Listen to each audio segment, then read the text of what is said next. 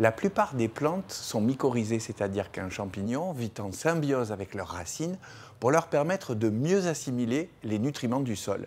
Alors quand une société comme Mycophyto propose de les reproduire pour amplifier le processus, ça, c'est très prioritaire.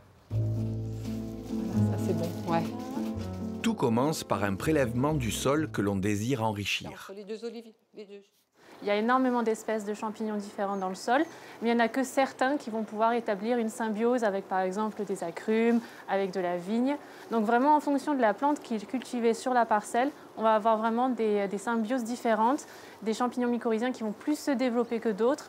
Et donc du coup, ça va créer une sorte de banque particulière à cet endroit-là et à ce sol-là. La plante, grâce aux champignons, elle peut aller capter des éléments nutritifs plus loin dans le sol, donc elle est mieux alimentée. Elle est aussi protégée par ces champignons. Le champignon, lui, il a le gîte et le couvert. Donc il est du coup abrité par la plante et en plus, elle lui fournit une source de carbone que lui est incapable de synthétiser tout seul et il va lui permettre de se développer et de se reproduire. Ces champignons-là, moi, ils m'ont intéressée en particulier pour trouver enfin une véritable solution alternative à la chimie. On estime à 300 le nombre de champignons qui mycorhizent sur la Terre. Beaucoup ne sont pas connus, il faut commencer par les identifier et les nommer. C'est un système racinaire. Du coup, là, vous voyez tout un réseau de champignons mycorhiziens avec les hyphes, le mycélium, et les spores. Donc, on va grossir. Ceux-là, ils font dans à peu près 100 microns de diamètre. On va quantifier le nombre de spores qu'il y a dans l'échantillon par une série de manipulations que nous effectuons. Après, cette valeur de quantité de nombre de spores par gramme de sol, on va communiquer cette valeur et puis la production va adapter la quantité de sol à mélanger à leur substrat pour produire des champignons mycorhiziens. Donc c'est bon, là, il n'y a pas de... dans le substrat.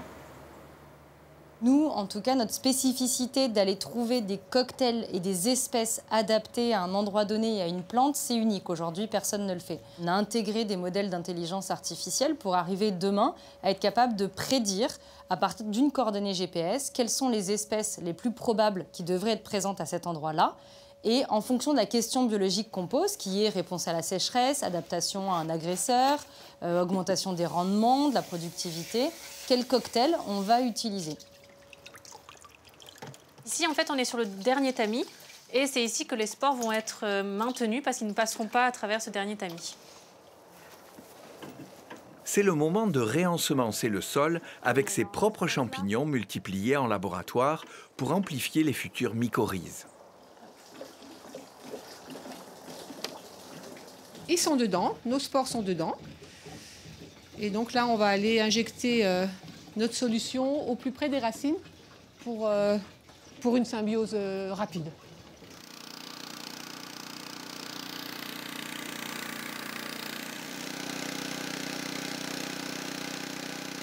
Aujourd'hui, les solutions proposées par Mycophyto ne sont pas encore accessibles pour les petits agriculteurs. Mais la situation pourrait vite changer.